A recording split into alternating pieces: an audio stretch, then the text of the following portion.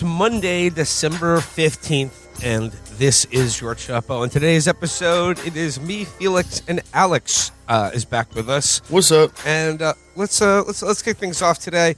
We'll say a good weekend for bad news. We've got a mass shooting in Australia, a mass shooting at Brown University, and the murder of Rob Reiner and his wife, apparently by their son. And that's where I'm going to begin today because this tragic event has produced one of the most insane things Donald Trump has ever said. And it's what everyone's talking about this morning. So I'm just going to read President Donald Trump's statement posted on Truth Social about the murder of Rob Reiner and his wife. A very sad thing happened last night in Hollywood. Rob Reiner, a tortured and struggling but once very talented movie director and comedy star, has passed away together with his wife, Michelle. Reportedly, when they go? Rob Reiner and his son, whatever happened there? Whatever happened? A tortured and struggling. I mean, I don't know if tortured and struggling would ever be words anyone would ascribe to Rob Reiner. I mean, maybe I don't know. Maybe he was really going through it. He's 78 years old. Yeah, he's not like peak capability. Sure, he wasn't like doing heroin at Chateau Marmont. If he was, he could have bonded with his son. He was like doing fundraisers for like Chasten's new book. That's struggling, but like not in the way that Trump means. The whole thing is like really funny in light of like the Erika Kirk thing. Well, we'll get to that. Yeah. I was going to use this that is segue. Awesome. Yeah, like it's a great move. Wait, maybe tortured and struggling was referring to the Spinal Tap sequel that was not all that great. Apparently, it wasn't blowing the doors off. But yeah, so it says here, okay. But once very talented movie director and comedy star has passed away together with his wife, Michelle, reportedly due to the anger he caused others through his massive, unyielding, and incurable affliction with a mind-crippling disease known as Trump derangement syndrome, sometimes referred to as TDS. He's just taking credit for it. He's taking credit for it. Like this is what you want to do if you're president. If you're really like any type of public figure. If you're us, if you are a defendant at another murder trial, if there's like a horrible, tragic, grisly double murder that's like totally unrelated to you, you should like make fun of it in a way that makes it sound like you ordered it. Basically, be like, "Hey, everyone." I offered his son a gram. I mean, or it makes it sound like a Trump supporter was the one who killed them. Yeah, I mean, it's a fucking awesome move. Yeah, even the people like dope pedophile 12 are like, this is kind of fucking nuts. Yeah, like this is not a it's popular so unforced. Yeah, and it's a guy that the young Republicans don't really give a fuck about. Like they're not mad at Rob Reiner because why would you be? It's like raging about like Jeff Tiedrick. Yeah. Like, he's 78. He just posts corny boomer shit. So like, I love the idea that a Trump supporter would kill him. And it would be awesome. It would be based. This 78-year-old guy who like nobody really listens to. He just has generic Hollywood opinions. It's like one more of those guys. It's like, I don't know if Tony Danza is a MAGA guy, but like if he was and he like got hit by a train and Joe Biden was like, another stupid day go down. Scott Baio, you're next, asshole. Yeah.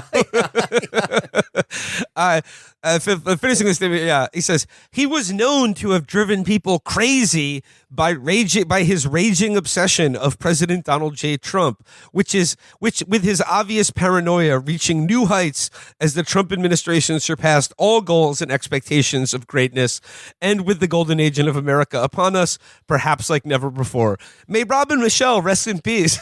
Okay, good. I'm glad he classed it up at the end. Yeah. I was worried for a second, but he really. Yeah, I was worried that would come out across as crass and insensitive sociopathic to murder victims. Yeah. Jesus fucking Christ! A day after, not even. It was like 6 hours. 6 hours after the Erika Kirk TV special, where, by the way, I've never seen a woman do this, but Erika Kirk. I don't know if it's because she learned how to speak English by watching some shitty show like Castle when she was 31, but her slow speaking pace and her the crazy like fucking snaky look in her eyes She reminds me of one of those enormous children in middle school that thinks that if they concentrate hard enough, they get mad enough, they can like telepathically blow up someone's mind like it's scanners. But I've never seen a woman act like that. That's pretty nuts. That's Charlie. You can tell how stupid fucking Charlie was because he thought Erika was like the smartest person ever, and she's a real dunce. I mean, yeah, that's the next thing I want to talk about. Certainly in light of the new standard that we're all adhering to, which is that you can never make fun of anyone who gets murdered. Yeah, the Bari Weiss Erika Kirk interview on CBS that was doing gangbusters this weekend, and to echo your sentiments, Felix, Erika's not really ready for prime time. Like, she's not good on camera. She's really not good on camera. Charlie Kirk said one time on the show, actually, my wife's more extreme than me. Did he mean extremely socially anxious? Because that's the vibe I'm getting. Erika, take a Klonopin. You're freaking me out. When she said, this is the first murder that took place in the age of social media. What? Can we get a fact check, dum-dum? It's just like her very clipped manner of speaking. Chris, you made a good point about this. You said that like she knows she needs to perform this kind of serious grief with a political angle, but all of her like media training experiences comes from being a beauty pageant contestant, and like she wants to talk about like hate rots your soul, but like it comes across like she's saying, now I'm ready for the evening gown competition. Yeah, her pace of speaking is so fucking weird. It really, like, if you watch one of those shows like Rizzoli and Isles, that's how the characters talk. We need to solve this case. I mean, the other incredible thing to me was that, like, this was promoted so heavily by the new Bari Weiss CBS News. And the idea that they were like, this is what America needs to hear. An exclusive interview with Charlie Kirk's widow after the least heard of person of the last couple months. She's done like 16 podcasts in like the week leading up to this interview. She's not a hard get. This is from the CBS News this write up of the interview. It says here, Erika Kirk says some of her late husband's controversial comments, shared widely in the wake of his assassination, lacked context and that he should not be deteriorated to a few sentences. I mean, is this not a person who learned English well into her 30s by watching TBS? They don't want any of Charlie Kirk content out there. It's so bizarre. Like when Martin Luther King died, they put the speeches everywhere. They teach every school child the speeches he gave. But Charlie Kirk, like, you can't say anything. The only thing you can talk about is his coffee. The Mint Majesty with 2 honeys. That's all you can talk about. When Weiss asked Erika Kirk about some of those much shared comments that some gun deaths are worth it to protect the Second Amendment, that the Civil Rights Act of 1964 was a mistake, and that if he sees a black pilot, he's going to be like, boy, I hope he's qualified. While acknowledging that's not who I am, that's not what I believe. Erika Kirk said she'd love for people to watch the full clips instead of taking comments out of context. Well, yeah, like Alex, to your point, let's see the full clips. I don't want to have his words be deteriorated any further. Yeah, I have seen the full clips. It's sort of a fair point that he was just saying that, like, once affirmative action exists, there's that kernel of uncertainty that someone might have been promoted without actually being qualified to meet a quota, and that breeds suspicion. Which is, like, I guess sort of true, but it's not really that much better of a point. You're still just being a dickhead. Yeah, and then what were the full context for the Civil Rights Act was a mistake? Oh, he just said it was good for black people. He said they were very happy. They were smiling about it, and he didn't like it. Going on, she says in the interview, Charlie didn't care what skin color you were. He didn't care what religion you were. He loved excellence. Adding that his favorite word was earn. He loved knowing that people worked hard to earn what they got. She said that she didn't know the context of the gun deaths quote, but there's a lot more to that than just one little sentence. My husband is not to be deteriorated to 2 sentences, she said. He's not. He is a thought leader, and he was a brilliant man. So that's fine. If you want to take the words out of his mouth or out of context without the whole thing in perspective, but that's the problem. How many words do you think Erika Kirk knows?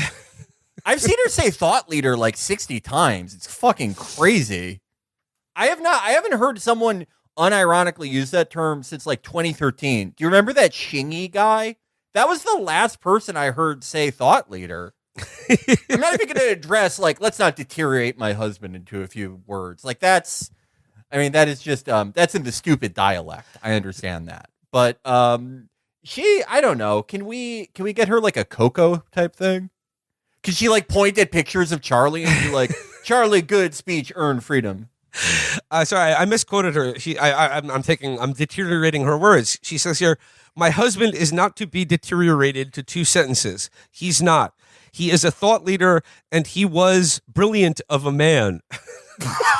Jesus. Oh my God. Can we get a bonobo to teach her fucking write a sentence or something? I mean, wasn't this guy famous? Like, why does his ex-wife or his widow, I guess? His ex-wife. It was an act of God that she became his ex-wife. Like, why does she have to explain who he is?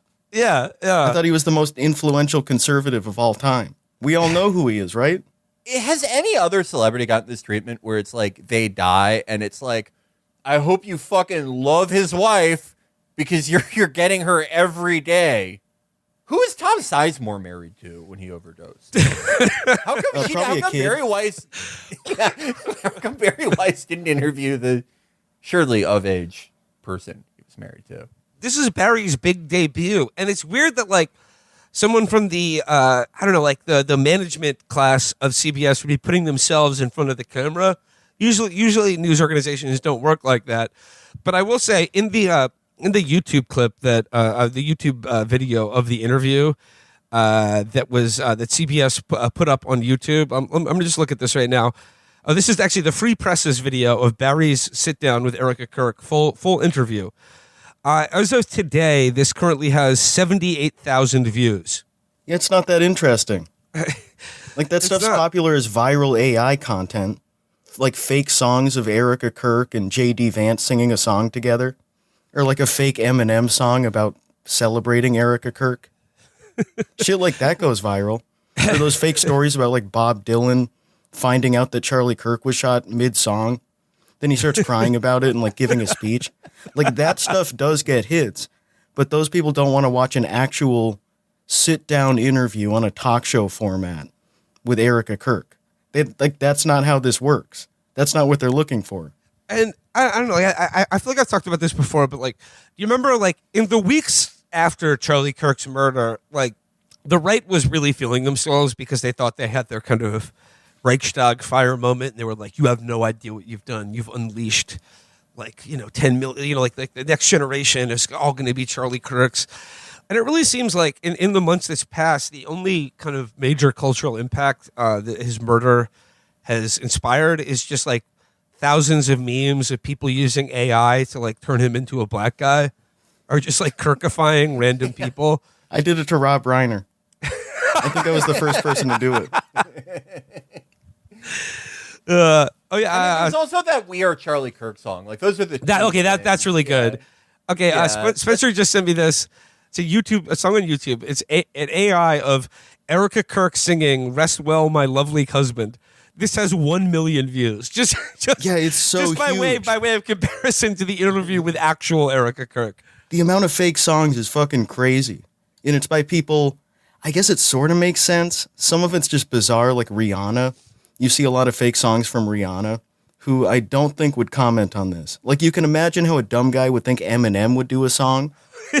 Because he's sort of in, like, the pantheon for dumb guys. Him and, like, John Cena. But Rihanna, like, it's weird. But there's just so much of that. That's, like, so much AI shit. Do you think there's, like, a Trump guy who's, like, I love Mitski, but she would never do a song about Charlie Kirk. But now that we have AI, I've always wondered if there's just by like sheer numbers, there has to be like at least like 100 Mitski fans who voted for Trump and are like sent money to Trump. I was listening to YKS recently, and Jesse was talking about how on a recent Joe Rogan show, Joe was talking about how much he likes AI generated music. And was talking about like his favorite AI music is like, as he described it, a mashup of soul music and 50 Cent. And he said that if, drove me fucking crazy. he said if it was real, it would be like the best. It would be like the top of every chart. It would be the biggest. He'd be the biggest musician in the world. Because it's just 50 Cent lyrics over a soul background. And it's like, there's so much overlap between those two things. Because it's putting rap in a style of music that was the source of all the samples for rap for like 30 years. Yeah. And also there are plenty of old soul songs and blues songs and stuff about killing a guy, getting drunk and like killing a woman, going to jail. It's basically like saying that you want to hear 50 Cent over like Kanye production before he like went crazy on the micro lipo. Yeah. Which I'm pretty sure exists. There has to be like one song like that. Yeah, there's plenty of that stuff. 90s gangster rap that samples 60s soul. That's like one of the huge subgenres of rap. It's just so pointless.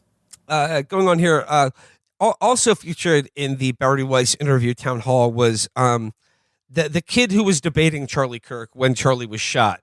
And it was Kozak. It says Kozak was the last person to debate Charlie Kirk before he was shot. Since that day, Kozak, a self-professed liberal, has continued to call for civil political discourse. I think that one of the few things we can all agree on is this necessity for a conversation. I think we need to remember that we all still have to live with each other. These are still our neighbors, he told 60 Minutes correspondent Scott Pelley after the shooting. He attended the CBS News town hall where he again took the microphone, this time to ask Erika Kirk a question. Will you condemn the violent rhetoric of Donald Trump, the most powerful and influential person on earth? Kozak what do you think, pal? Kozak specifically referenced President Donald Trump accusing 6 Democratic lawmakers of seditious behavior, punishable by death, and then reposting, hang them. George Washington would. Top Democrats called for Mr. Trump to be condemned forcefully over the social media remarks. Erika Kirk didn't mention Mr. Trump by name in her response, saying the issue is so much deeper than one person and that it starts at home. Yeah, get Donald Trump's parents in here. I blame his parents. I blame the parents. Who is that like crazy woman, Annalyn McCord or something, like, when Putin invaded Russia or Ukraine? And she was like, I wish I could breastfeed you. Prevent this. Maybe if we show Donald Trump a video of Erika Kirk breastfeeding him, he'll be like, oh, okay, I'm cured. It does start at home. She urged parents to look in the mirror and reflect on how they're raising their children. You can choose to have evil in your heart, or you can choose to have light, she said. What you consume and what you absorb from the outside world will manifest itself. Weiss asked, do you think our political leaders have a responsibility to turn the temperature down right now? Well, I think everyone has a responsibility to do that, and I'm doing my part, Erika replied. I'm not in control of other people. It really is a beauty pageant interview. Yeah. It's like one of the ones that went viral in the 2000s. I think like all the U.S. dumbest Americans. woman of all time. I think all U.S. Americans need to turn down the temperature on heated political discourse and violent rhetoric. I guess like another thing that's kind of hanging over these whole proceedings, and by the way, like I keep seeing like CBS News has promoted this so heavily, and like Bari went on CBS Sunday Morning to talk about the interview she did again, and like they had like the full panel quizzing her about what it was like to talk to Erika Kirk, and basically she said she's a powerfully religious woman that like is bearing witness in a Christian sense, and like the audience was really moved by it. She was like everyone in the room was blown away by the power of this woman. It's like being the last person to interview someone with a book out. Like that's what she's bragging about. The person that's been on TV nonstop for 2 months. I finally got an interview with her, and she said the same shit. Yeah, right. Like if Bari had like again, like Will, you've pointed this out. This is like they're not trying to make money or like get viewership, but like if she was. And she was like, so, are you seeing anyone? That would be like, Erika hasn't talked about that. Yeah. Or yeah. So, or like, are you lezzing out? Maybe they could have cracked 100,000 views if she was just like, hey, I'm glad he's dead. He was an asshole. I'm on vacation now. This is great. I inherited all his money. I'm spending it like... I found a guy who's going to teach me how to blow up people's heads, starting with yours because it's so big. I like you, but I really want to see that thing pop. Well, actually, like I mean, you bring up the sort of the business angle to this, and Variety has a piece about like basically how for some reason CBS chose to air this on Saturday night, which is like the worst. Oh no, yeah, I was It's like that's the time that no one watches the news. Is Saturday night. I was at an orgy and we all stopped when this came on. The event marked it. This is from Variety. It says here, the event marked a new offering from CBS News. The organization does not typically host town halls or debates on trending issues with newsmakers. And the choice of Weiss as a moderator also raised eyebrows because in most modern TV news organizations, senior editorial executives remain off camera rather than appearing in front of it. More may be on the way. I hope so. I hope we need another interview with Erika. I have a lot of unanswered questions. Yeah. During the program, Weiss told viewers that CBS is going to have many more conversations like this in the weeks and months ahead. So stay tuned. More town halls, more debates, more talking about things that matter. That would suggest CBS is planning to devote more hours to the programs. The news special aired at 8 p.m. on Saturday, one of the least watched hours in broadcast TV. And that may have contributed to the relative dearth of top advertisers appearing to support the show. During the hour, commercial breaks were largely filled with spots from direct response advertisers, including the dietary supplement Super Beats, the home repair service HomeServe.com, and Carfax, a supplier of auto ownership data. Viewers of the telecast on WCBS, CBS's flagship station in New York, even saw a commercial for a chia pet, the terracotta figure that sprouts plant life after a few weeks. So yeah, like not exactly blowing the doors off, but I mean, like I don't know, like how about just give her her own show? She like why is Bari Weiss doing these interviews? Erika Kirk should be interviewing people. I like them together because they're both like Felix, they should do a Rizzoli and Isles style show. That's how they already speak. I mean, you know, like Rizzoli and Isles, by the way, a show with a very prominent lesbian fan base. So you know, like Bari, Erika, this is like the perfect matchup. And one of the, I forget if it was Rizzoli or Isles, who Angie Harmon plays, already a conservative. Yeah. And I always wished, you know, I've talked with my friends in the Rizzoli and Isles fan community. We wish they were both conservative.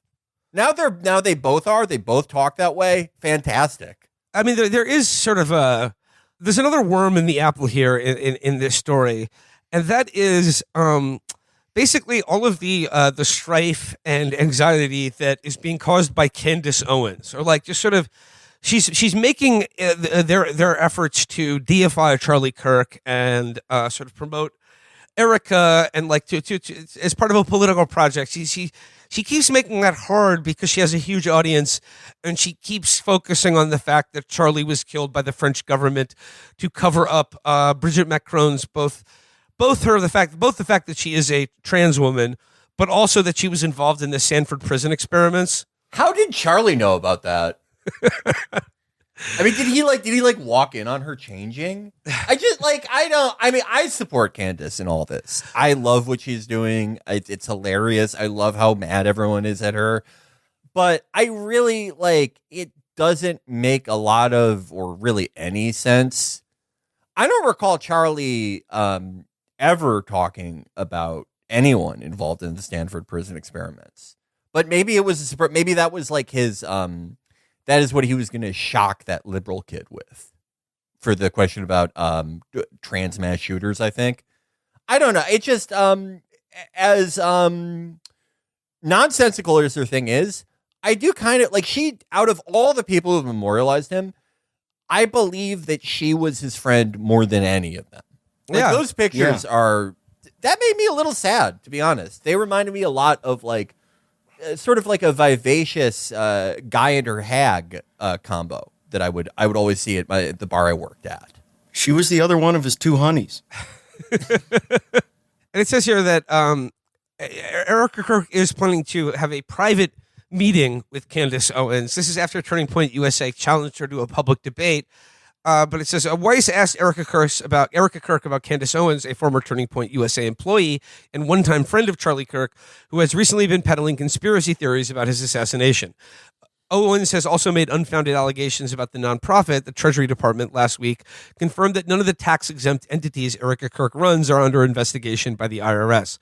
What does Erika Kirk want to say to Owens and others making these unfounded claims? Stop.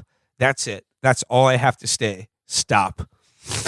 But I don't think Candace Owens is going to do that. And I was fascinated by the Stanford prison experiment angle to this, because Dave Weigel shared a video of Candace talking about this from a while ago, and it begins with her talking about how important numerology is, which is always a good sign.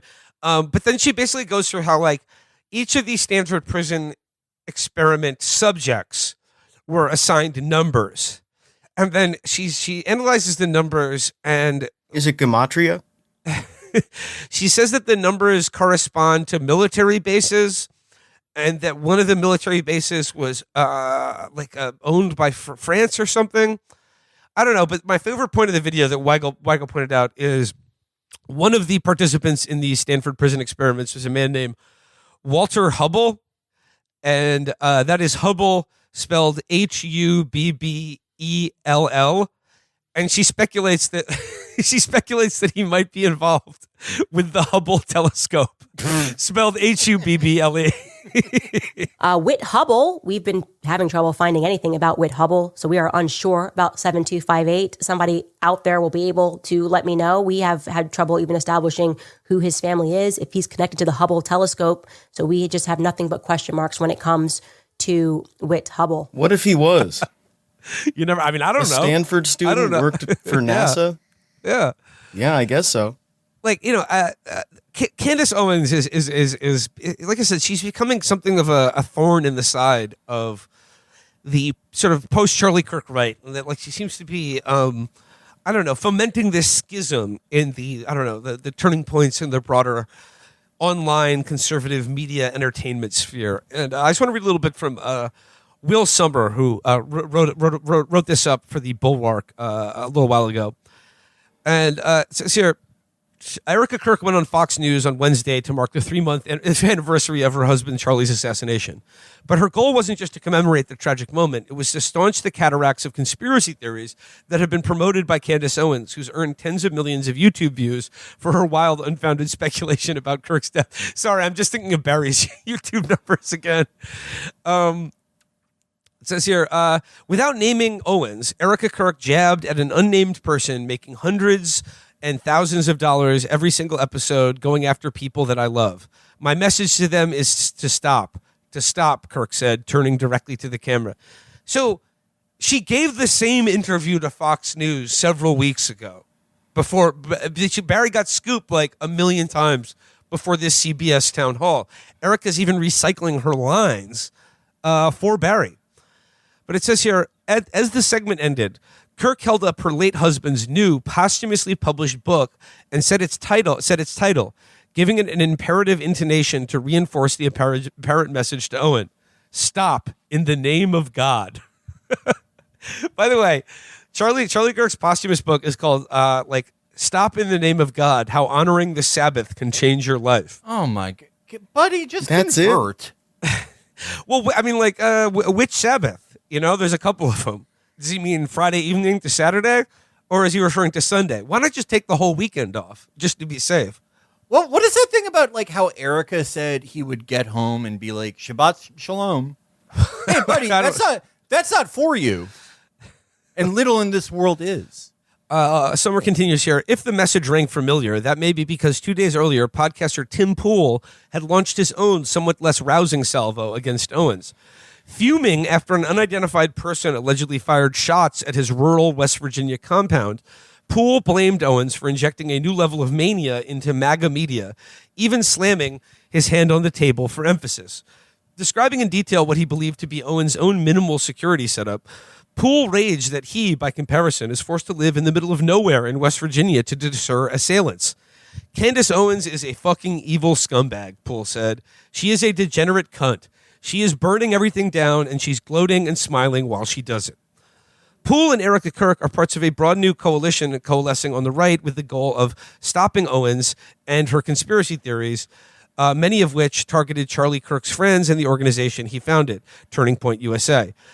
Their efforts are a testament to the tremendous clout Owens now wields, but timing is a major factor too. TPUSA's big annual America Fest conference in Phoenix is kicking off next week, and prominent conservative figures have been open to that they fear that the proceedings could go sideways because of Owens' claims.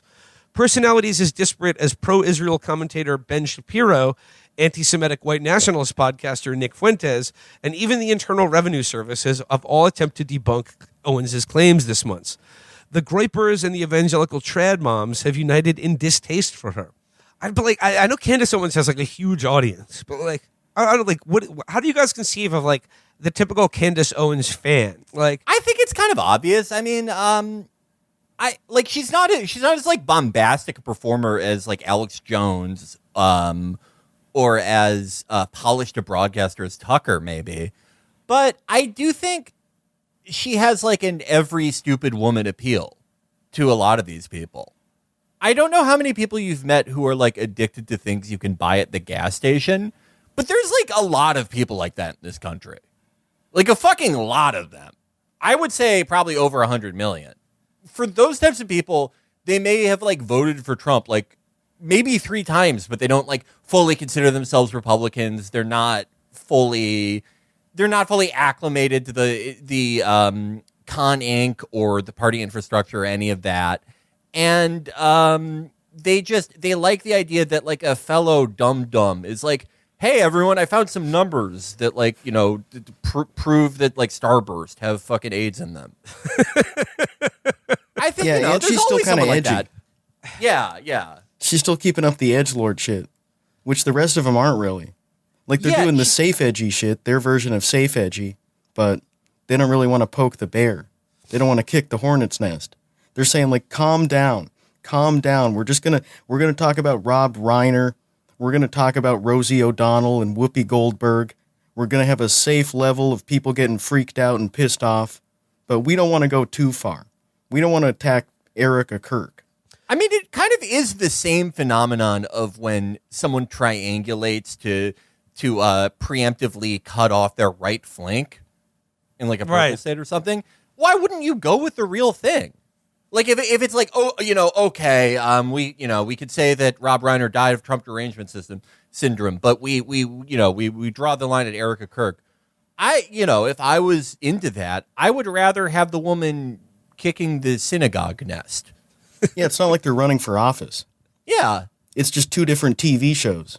And why would you want the one that's sanitized for CBS? She's also like a real wild card. Like she does all this like Jew stuff sometimes, but then she's also like, but I'm also friends with the worst Jewish guy ever, Harvey Weinstein. Like you don't know what she's gonna do. It's exciting.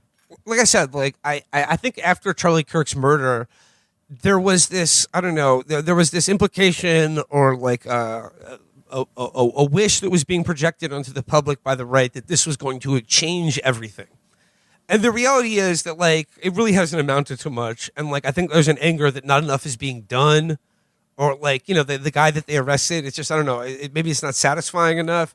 But if you're mad about people not doing anything about Charlie Kirk's death, I suppose you'd prefer the TV show that's trying to explain it, even if the explanation is completely insane. Right. And also, like, at this point, even with, like, Con Inc., the mainstream Republican Party, how can you say to your voters, like, okay, like we draw the line at investigating Charlie Kirk's death. That's unacceptable for some reason.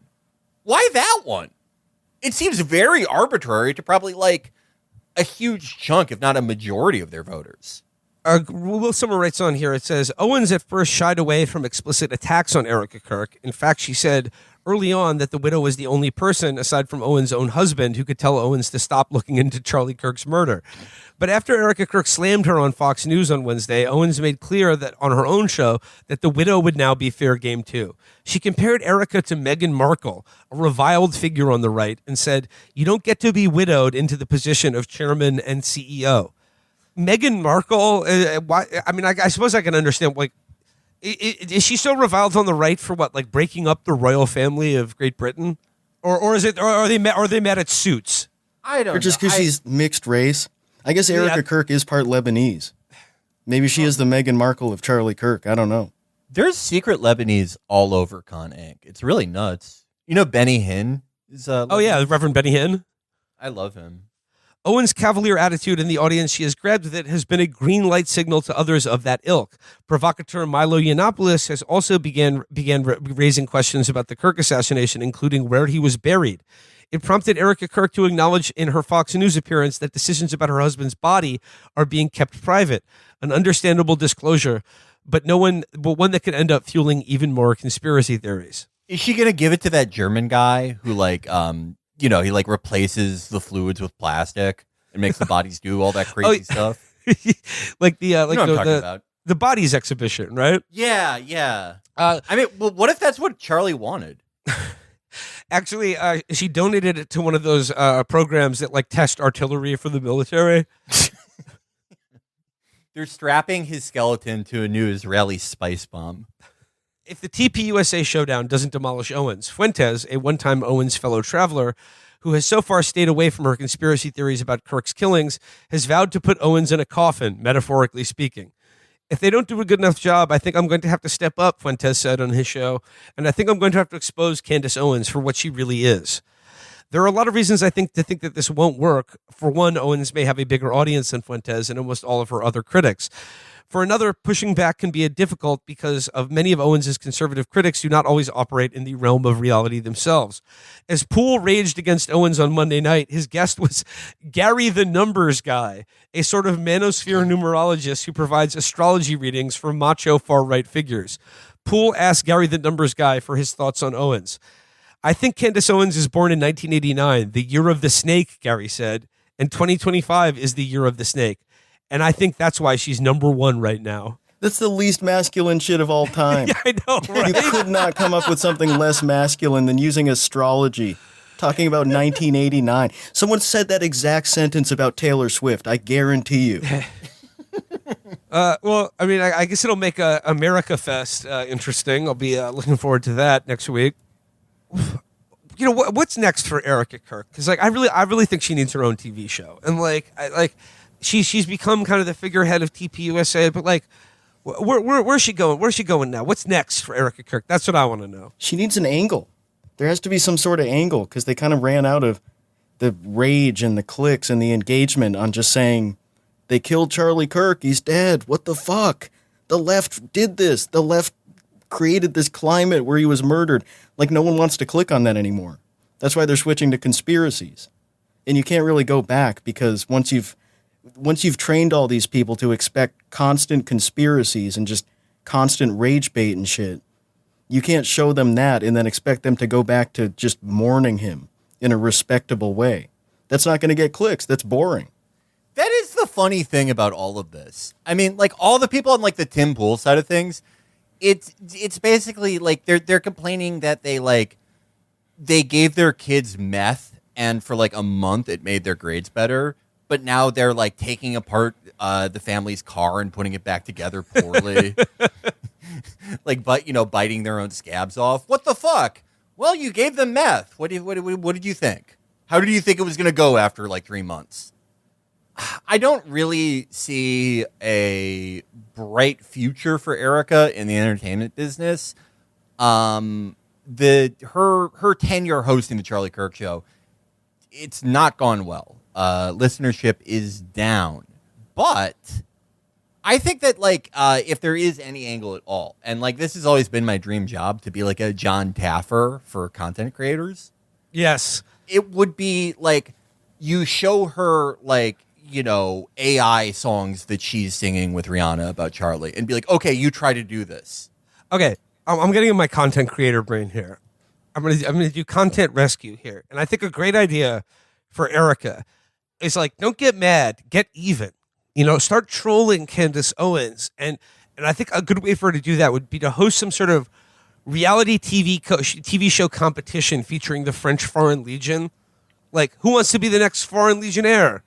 Some sort of obstacle course or quiz show. But the idea is to I don't know, initiate men into the French Foreign Legion and set them to work doing assassinations. Or just do the Stanford prison experiment as a reality show. That's a good one. Great idea. That's a great idea. A recreation of the Stanford prison experiment hosted by Erika Kirk. And there could be like a message for that. There could be a message in that show about like, treating people with respect and looking in the mirror. The students are anti-Semites. They were at a Palestine protest. It's okay. Oh man, that's another thing that's pretty rich for Bari Weiss to be talking about how like no one should ever be killed for their words. Well, there are a few exceptions that Barry's made in the past regarding that policy. English words. I mean, yeah, talk about creating a fucking climate. Jesus Christ. Yeah. Everyone's got a role to play. Everyone needs to look in the mirror, and parents and the parents need to take responsibility for the climate of hatred that they are raising their kids in. Spend more time with them. Less time doing interviews. More time with your kids. It'll bring down the climate. All right, that's enough on Erika Kirk and Candace Owens. I wish them the best, but I don't know. I think they should have done the meeting between them for a TV show. I think that should have been on CBS too. That was that is another fucking bungle, by the way. Yeah, because if you're like confident, which I'm not, but if you're Erika Kirk and you're like, hey, I know myself, I know my friends, I know the guys I hired to like touch their own foreheads a bunch of times. We didn't do numbers with the French government to kill Charlie. You would it would be like a publicized thing. It would be her first like hit in a few months, honestly. But doing it in private, that's like you're basically like winking to all the stupids and gas station substance users and being like, we're not broadcasting this because I'm going to threaten to throw her grandmother off a bridge. That's like the best thing you could do for Candace. Yeah. What, you think you're going to like shame her in private? That's not fucking happening, lady. Oh wait. Okay. Sorry. I had one more idea of a way that Erika Kirk could get back at Candace Owens. Do a podcast about numbers called Numbers Every Day or Numbers Everywhere.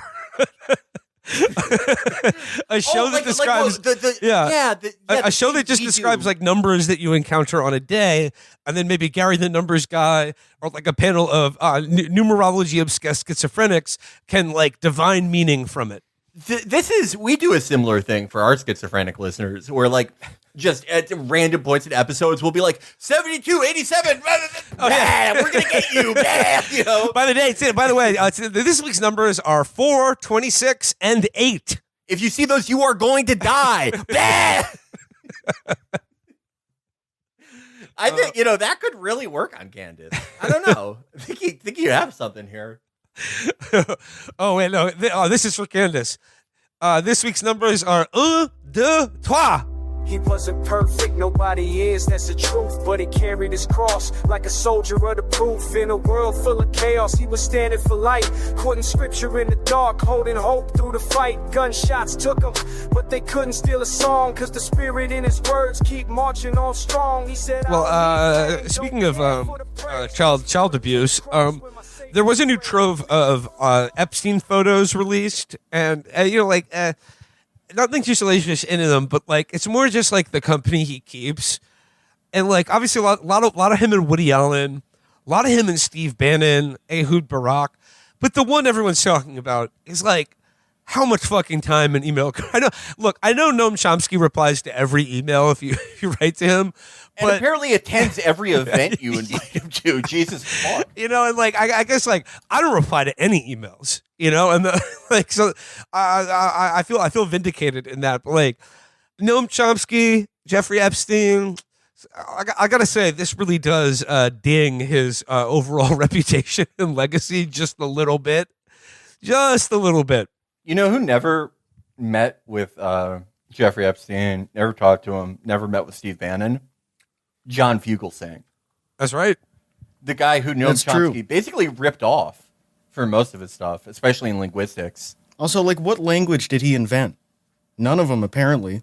One last thing I want to get to today. I want to check in on our boy, Rod Dreher, who wrote a piece for the Free Press, back to Bari again, But he wrote a piece for the Free Press titled "The Intersectionality of Nick Fuentes." And I'm not going to read all of it because it's kind of boring, but I just want to read just the beginnings of it. Rod writes, in the Coen brothers cult comedy, The Big Lebowski, Walter Sobchak, John Goodman, says, say what you will about the tenets of National Socialism, dude, but at least it's an ethos. His point is that when you have no identity, Nazism at least gives you a sense of who you are and of purpose. I don't think that was Walter's point in that scene. I don't think. I hate Gen Xers, man. Yeah, I fucking hate Gen Xers. It's the most Gen X opening to an article. Fuck people in their 50s. He says, it's a funny line, but now that a rising political influencer in America is Adolf Hitler-loving, Holocaust-denying 27-year-old incel named Nick Fuentes, we ought to take Sobchak's observation. Wait a second. Okay. You can insult Nick Fuentes by saying he's a virgin and an incel, but not if you're Rod Dreher. He should be proud of him for never having sex. They would all suck his dick. If he asked those people for sex, it's his choice. Yeah. I can confirm that. Sometimes I pretend to be him, and you'd be surprised what I can get away with. Like I said, Fuentes has never. Yeah, he says he's never had sex with a woman, and I believe him. It says here, Fuentes positions himself as the voice of a generation of lost white males. And though it comes off as a hysterical ranter, he praises both Hitler and Joseph Stalin. It's a mistake to underestimate him. Say what you will about the tenets of Groiperism, dude, but at least it's an ethos. Can you watch another? I had to repeat that line again. Can you quote Scarface or something? Yeah, Jesus, man. Don't worry, so many Donnie. Good movies from that period. I mean, this is a good movie too, but Jesus Christ, we were really overdoing it here with this generation in this movie. Don't worry, Donnie. These men are incels. But he goes on to say, what is that ethos? Fuentes, now riding high on the boost Tucker Carlson gave him, laid out his core tenets in a couple of recent clips. In this one, he says he is principally engaged in trying to organize whites as a political group to raise the consciousness of an army. Why is it, he asks, that Jews, Muslims, and racial minorities have political consciousness, but that is taboo for whites? You're going to get grapers with our white identity politics in the halls of power. That's the end game, he says. The Free Press has reported on Fuentes registering a 501c4 called the America First Foundation, a tax-exempt organization that can engage in lobbying and political campaigning.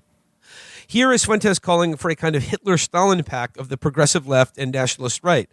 The left can have equity and all it wants if it just gives up on immigration and aid to Israel. And the right, he says, should abandon the free market and, of course, aid to Israel. Then we can all come together as populists and rule for a century. Nationalist social... Oh, God. You really see why Rod is, he mostly writes about, different types of genitalia he's seen. Yeah. Because, any other topic... Yeah, any other time, it's pretty dry. Yeah. He is fucking boring. Well, I mean, I'm gonna get to Buddy, have you gone to any bathrooms recently? Can we hear about that? What about I'm gonna get to the point he's making here. But it says here, if you are shocked by Nick Fuentes, it shows you have a heart.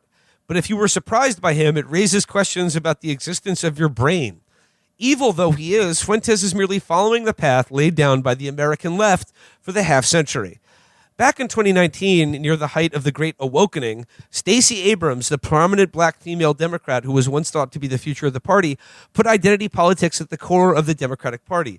In a speech to the Center for American Progress, Abrams said, the notion of identity politics has been peddled for the past 10 years and has been used as a dog whistle to say we shouldn't pay too much attention to the voices coming into progress. I would argue that identity politics is exactly who we are and exactly how we won. Identity politics for me, but not for thee, white boys.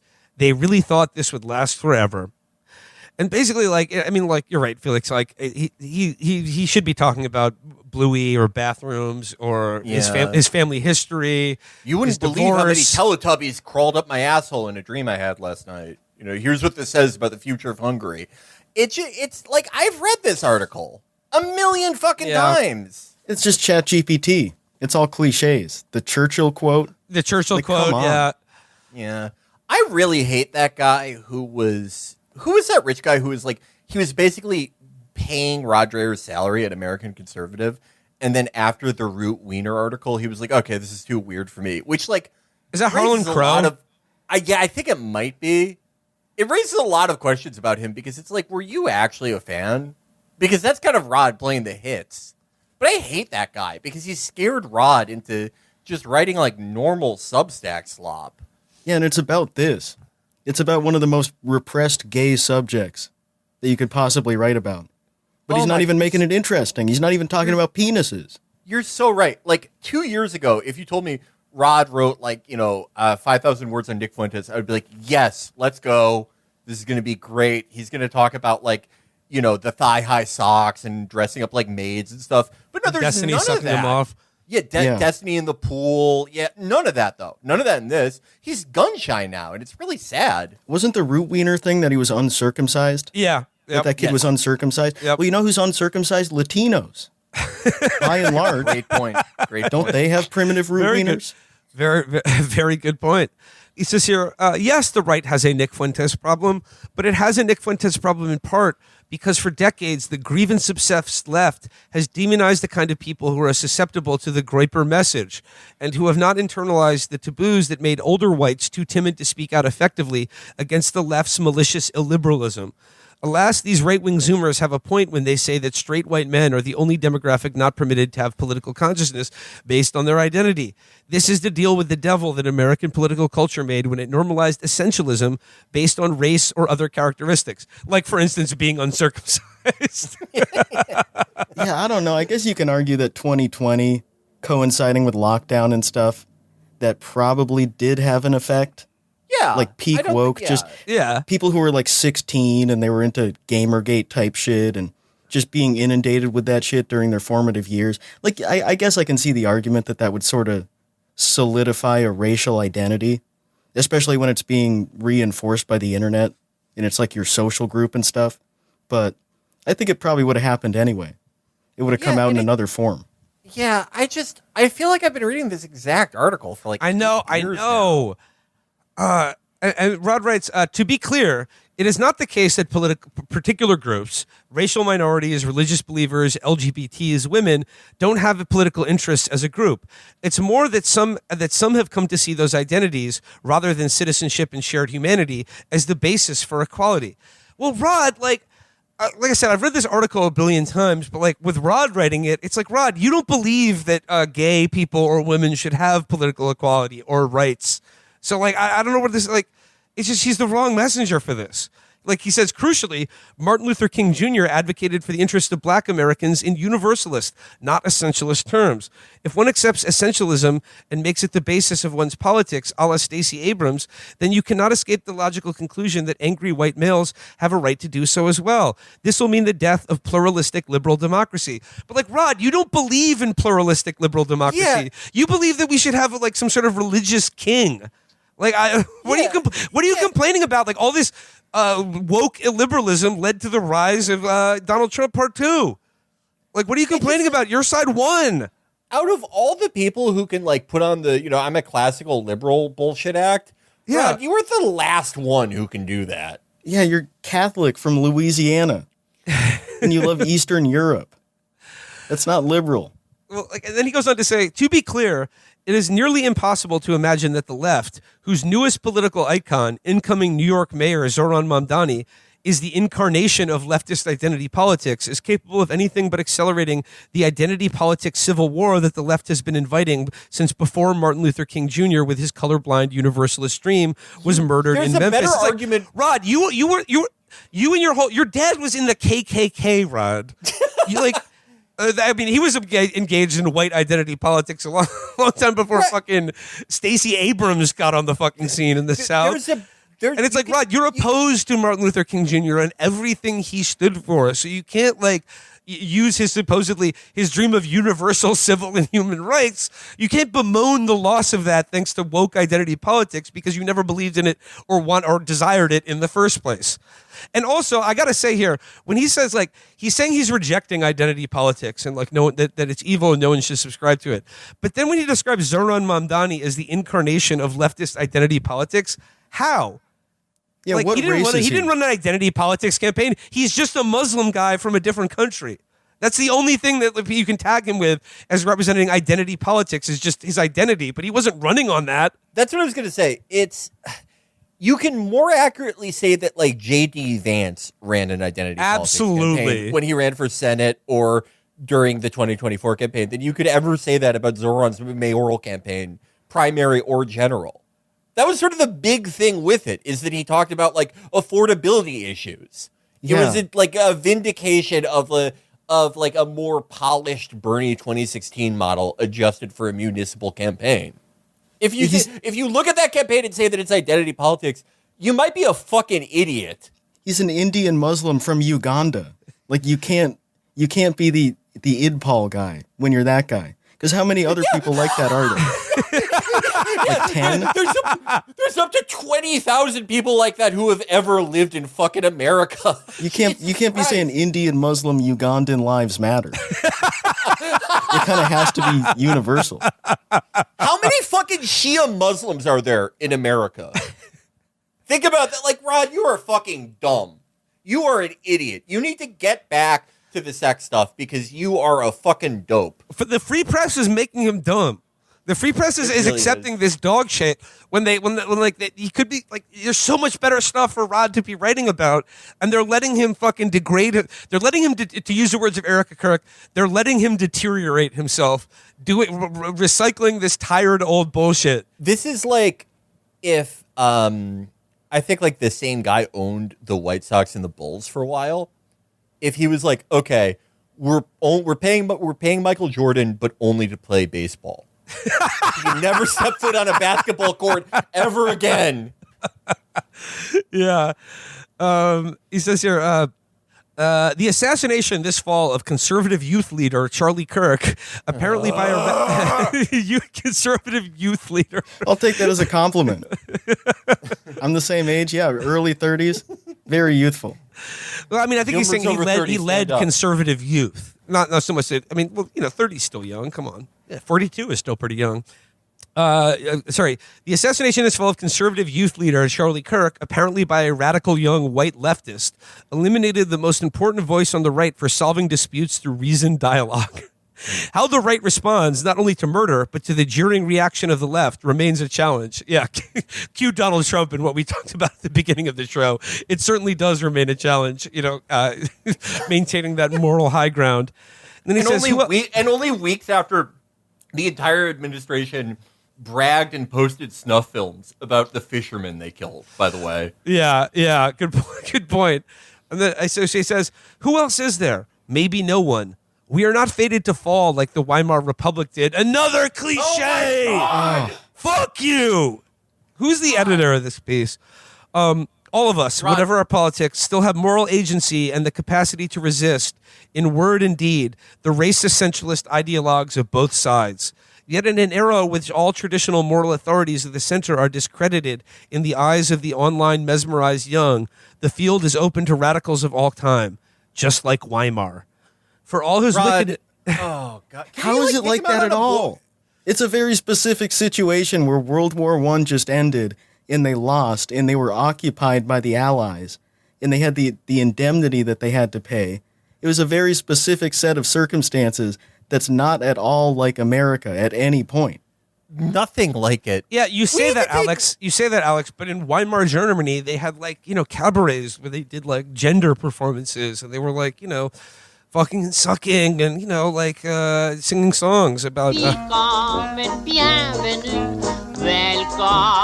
Can we take Rod out to a plur experience, just to get his creative juices flowing again? Can we take Rod to a boiler room? Send him to a rave. I think he's doing too much of that. He's indulging too much. Yeah. He needs to be more repressed. Yeah. You're right. You know those guys I love, the guys who get put in a PVC cube? What if we all go to a boiler room, but Rod has to be in the cube the entire time?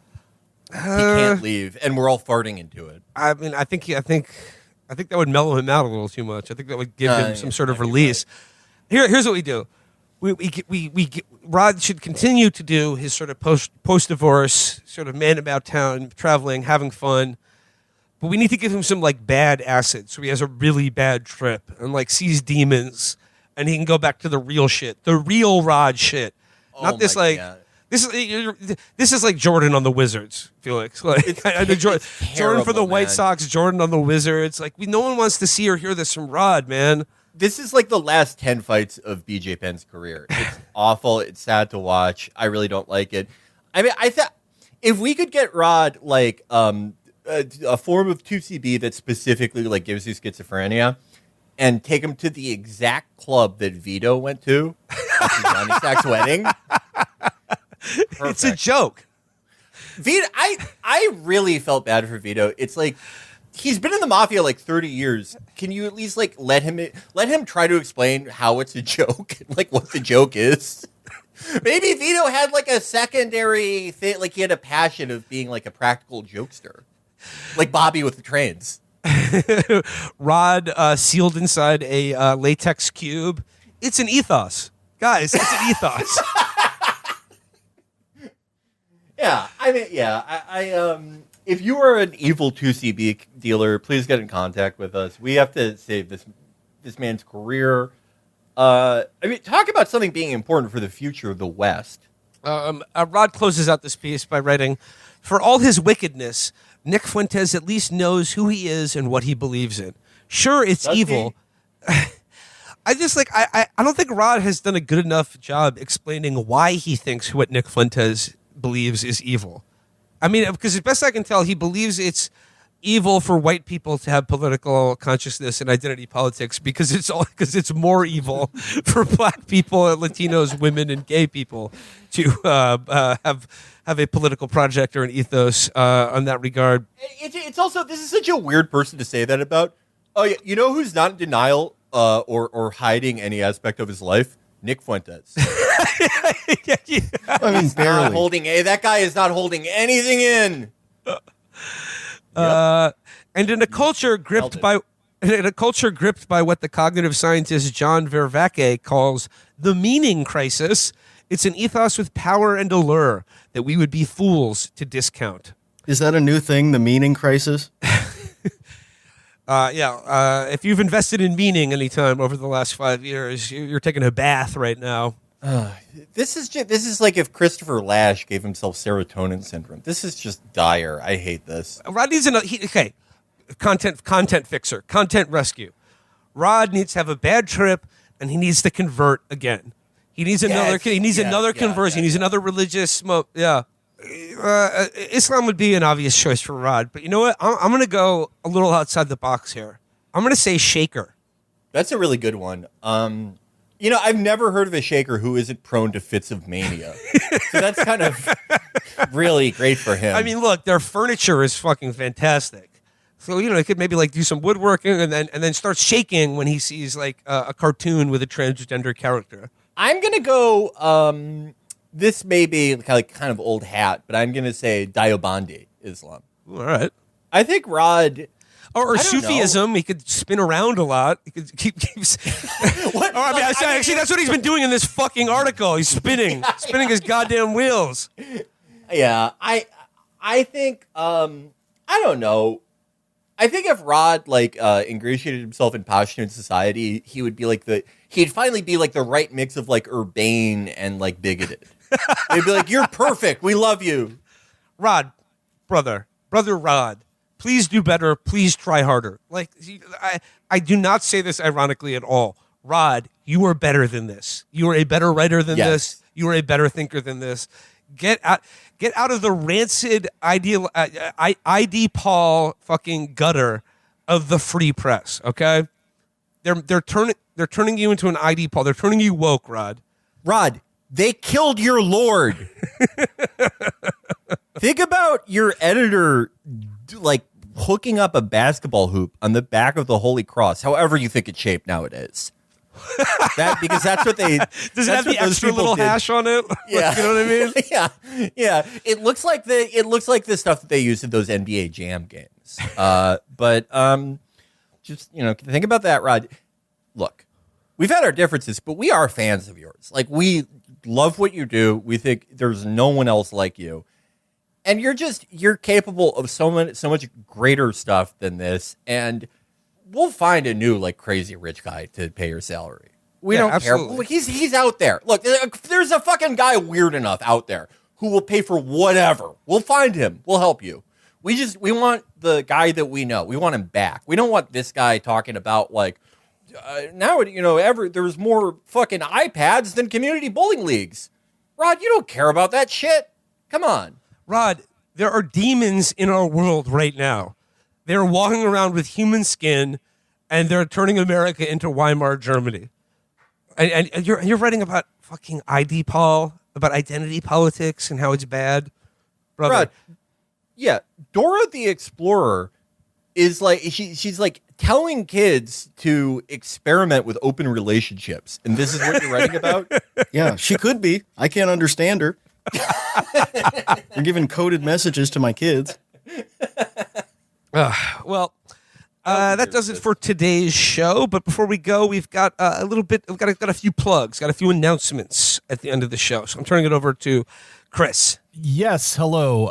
We have some exciting merch updates for the end of the year. It's sale time, so we are putting some of our best material from throughout the year on sale, starting with the exciting announcement that we are doing a second printing of No Pasaran, Matt Christman's Spanish Civil War, in case you missed it the first time. And by popular demand, we now have an ebook version of the book available for all you e-readers out there. The physical book itself is back at its original price, $40. The ebook is $9.99, but if you act today, you can get a bundle of both the physical book and ebook for just $45. Go to chapotraphouse.store to order this. And also a reminder that everything else on the site is 20% off through the end of the year. And I think we're probably going to even extend that a little into the beginning of next year as well. And just a reminder that the No Pasaran orders, we will be collecting all of those orders first and then sending them to the printer. So please allow approximately 2 to 3 months to actually get those delivered after you put your order in, because we manufacture on demand. But that's not our only offer. Over at badegg.co, we have all the remaining stock of our Year Zero comic, Volume 1, on 15% off for the rest of the year. And if you buy that now, you will receive a free digital copy of the book with your order. And we're figuring out if we can get a free digital copy to the people who have already purchased before. The physical copy of the book before, stand by for that. And if you want just the physical comic or the digital copy, those are both 15% off now at badegg.co or GlobalComix with an X.com. And finally, to round out the end of the year and move into episode 1000 and the 10th year of Chapo Trap House Strong, we have finally expanded our social media presence a little bit. We are now on Instagram. You know, if you've been oversaturated with the wonderful X the Everything app and want to get us in some other platforms, we are on Instagram at Chapo Trap House _. We'll be posting fun stuff there. New ways to promote the show and get information out about special offers on merch and potentially some live shows coming up. So follow us over there on Instagram at Chapo Trap House _. All these links will be, plus all this information will be written out in a blog post and an episode copy. So that's it. Those are some great deals, everybody. Till next time,